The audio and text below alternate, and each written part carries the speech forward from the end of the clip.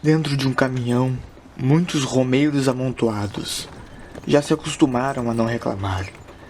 Francisca não pede protetor solar a ninguém, pois sabe que isso não faz parte da rotina daquela gente. Destino: Juazeiro, interior do Ceará, onde um povo que não tem mais nada a perder parte numa romaria em busca de algo que faça sentido, mesmo que um milagre.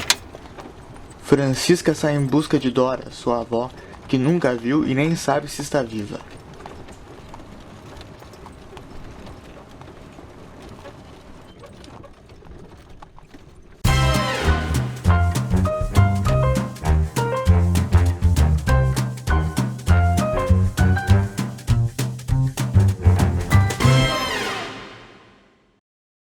E aí pessoal, o último livro que li é Dora Sem Véu, de Ronaldo Correia de Brito. Na história, Francisca, a personagem principal, vai a pedido do pai a Juazeiro, interior do Ceará, tentar encontrar a sua avó Dora, que ela não sabe nem se está viva ainda. Seu pai, antes de morrer, revelou para Francisca que fugira da mãe enquanto ela tentava fugir da pobreza do interior do Ceará. Na verdade, não só ela e outras centenas de outras pessoas tão pobres e desgarradas quanto. O cerne da história gira em torno de uma prática vergonhosa do interior do Ceará que nunca foi muito contado: os currais de gente. Com o objetivo de impedir a migração da população mais carente do interior do Ceará para a capital, o governo, ao invés de tentar melhorar a qualidade de vida daquelas pessoas, deixava elas presas em cercados. Isso era o equivalente aos campos de concentração nazistas, mas não é muito falado, pois o intuito não era o mesmo e, além disso, não se passava na Europa, mas sim no interior do Ceará. Todas as vezes que Francisca fora para o interior do Ceará, fora com o objetivo de pesquisa. Agora, porém, ela precisa conversar de igual para igual com seu objeto de pesquisa para localizar uma pessoa que ela nem sequer sabe se ainda está viva. No caminhão indo para a romaria, estão Francisca e seu marido Afonso e outros romeiros que enchem a caçamba. Os personagens ali dentro são cruciais para a narrativa. Maria do Carmo com sua filha Daiane, que está vestida com um véu de noiva, seu pai e seus irmãos. O Íris, um belo jovem que sofreu um acidente de moto, e dirigindo o caminhão está Hermógenes, um ex-namorado do qual Daiane quer se livrar. Para explicar, todo mundo que vai nessa romaria quer alguma cura, alguma solução para algum problema, mesmo que seja milagrosa. São geralmente pessoas privadas de qualquer luxo e tratamento especial, e sem outra opção acabam recorrendo ao misticismo.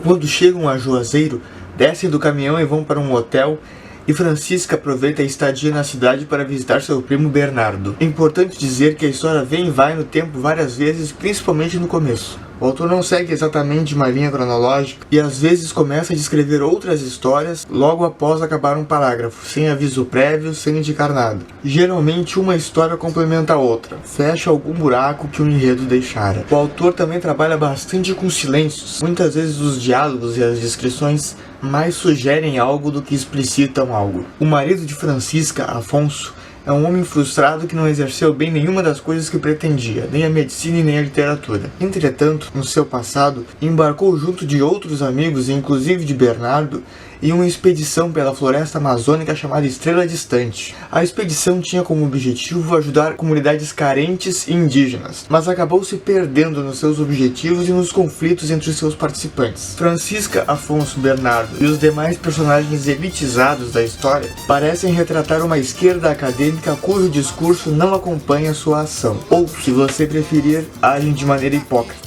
Gostam de discutir ideias, pensamentos sociológicos eruditos, mas nunca viveram e jamais vão entender o que é estar na pele daqueles que estudam. Mas não me interprete mal, os personagens não são caricatos e o livro sequer usa os termos esquerda e direita para descrever alguém, ficando tudo a cargo da intuição do leitor. E a personagem de Francisca também não é nenhuma mau caráter, apenas nunca saberá o que é estar na pele dos pobres que ela mesma investiga. Francisca parece ficar a maior parte do tempo dialogando com ela mesma e com suas recordações. Fragmentos de diálogos com seu pai brotam o tempo todo, descrevendo ao mesmo tempo a relação da personagem com seu pai e dando a impressão de que a história se repete atualmente. Seu pai, Jonas, abandonou a mãe depois que ela conseguiu escapar de um curral humano e embarcou num vapor rumo ao Recife. Ainda quando estão na carroceria do caminhão rumo a Juazeiro, Francisca se aproxima de Maria do Carmo e conversam sobre a sua filha Daiane. Depois começa a conversar com o belo jovem Íris. Nesse momento, o marido de Francisca se aproxima de Daiane Daiane e o Iris comenta com Francisca que é melhor Afonso não se aproximar da moça e da família. A família de Daiane está na romaria pois deseja agradecer por Daiane ter abortado um filho e ter escapado com vida da cirurgia. Em Juazeiro, Francisca se relaciona com o Iris. O fato dele morar no sertão e costurar lingeries atiça a curiosidade da personagem principal. Ele conta para ela que trabalha com o ex-namorado de Daiane, Hermógenes, e que é melhor o marido dela não se aproximar muito da moça. O Iris veio na romaria pois havia sofrido um acidente de moto e queria pedir a bênção ao padre. O relacionamento de Iris com Francisca representa muito bem o choque de realidades entre a classe média e o sertão. E se ele possui dinheiro, por que entrega água em caminhão-pipa e transforma Romeiro em pau de arara? É complicado. Uma pessoa da sua classe não entende. Vocês têm garantias que nós não temos. A gente se vira com o que aparece, desde que role alguma grana. Não está fácil. A crise pegou. Teve o lance do Hermógenes se apaixonar pela garota. O jeito que ele achou de chegar perto e conquistar Daiane foi entregando água na casa dela. Daiane era a mulher dele, depois não quis mais ver o coroa. Ele viajou nessa romaria só pra ficar de olho nela. Já avisei pro seu marido cair fora. Durante esse namoro entre o Iris e Francisca, o Iris revela para ela que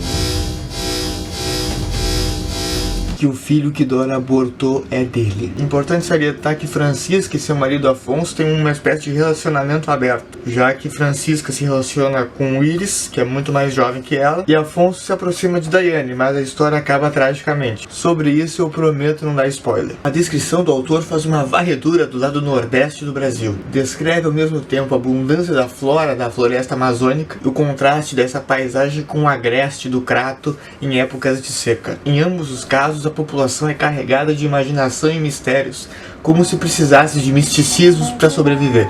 De que maneira fabricam os bancos duros sem afago? Me pergunto novamente. A feiura e a aspereza revelam sinais por todos os lados. Uma via sacra de gesso aponta os caminhos da paixão e da morte. 4 janelas do alto das paredes com vitrais e molduras douradas desanimam os olhos a procurar beleza que extasie. No altar principal da nave única, 2 colunas sugerem o estilo romântico. Ao primeiro olhar percebemos que elas nem enfeitam nem sustentam estruturas. A monotonia das rezas, o automatismo da fé e a preguiça na articulação das palavras talvez decorram do calor, do sol quente, do excesso de luz, do tédio e da falta de ocupação na romaria, nada além de subir ruas à espera de um novo milagre. Por todos que sofrem perseguição, rezemos ao Senhor. Senhor, escutai a nossa prece. Cristo, que vieste chamar os pecadores humilhados, tende piedade e perdoai a nossa culpa. Senhor, escutai a nossa prece. Rezam e pedem, rezam. Às vezes achei que as divagações de Francisca se demoravam um pouco, o que por um lado é bom, pois nos fazia criar uma grande expectativa. O interessante é que a primeira vez que li esse livro ainda estávamos na pandemia, e lembro que sentia uma forte angústia imaginando currais de gente e a pobreza da população do Crato. 3 anos depois, ao reler o livro, continua o sentimento de conscientização, porém dessa vez de forma mais calma, clara e lúcida. Achei interessante o experimento. Não sei mais o que eu tenho que fazer pra você admitir. O livro tem um final em aberto, pois Francisca não consegue achar a avó propriamente dita. Porém, nas páginas finais, ela tem um sonho que resume o livro todo. Caminho e esbarro em mulheres velhas, negras, todas vestidas de branco. Pertence à Irmandade de Nossa Senhora da Boa Morte. Debulham os rosários e choram. Avózinhas, não chorem, peço quase suplicando. Quem é você, minha filha? Me perguntam em coro. Sou Francisca. Ah, escutamos falar em você, pobrezinha. Examino as velhas de perto, mas não consigo ajustar o foco dos seus rostos. Parecem todos iguais. E as senhoras, quem são? Eu sou Dora, responde a primeira. Eu me chamo Dora, afirma a segunda. Fui batizada com o nome Dora, responde a terceira. Depois de escutar que todas são Dora, volto para a janela. A impressão que tive é que o autor diz: querendo ou não, o mundo é assim e nem a maior boa vontade do mundo pode mudar. Esse pensamento parecia estar explícito também na personagem Daiane, que vive coisas muito parecidas com a personagem Dora. A diferença é que Dora estava sem véu. Dora não é uma pessoa. É um quadro que representa toda aquela população miserável do sertão, que não encontra amparo em lugar nenhum e precisa de crença em milagres para sobreviver. E esse livro, diferente dos outros, cheguei a ele pois assisti uma palestra quando o autor estava na PUC, mas só anos depois, na pandemia, é que resolvi ler ele. E lembro que ele me impactou bastante e quis ler novamente. E você, já leu esse livro? Não conhece? Comenta aí se deu vontade de ler, aproveita e deixa um like também. É que a viola fala alto no meu peito. Nas primeiras décadas do século XX,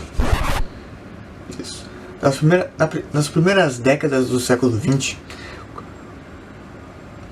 a da pessoa de impedir a migração da população mais carente do interior do Ceará para cá. E toda moda é um remédio pros meus desenganos. É que a viola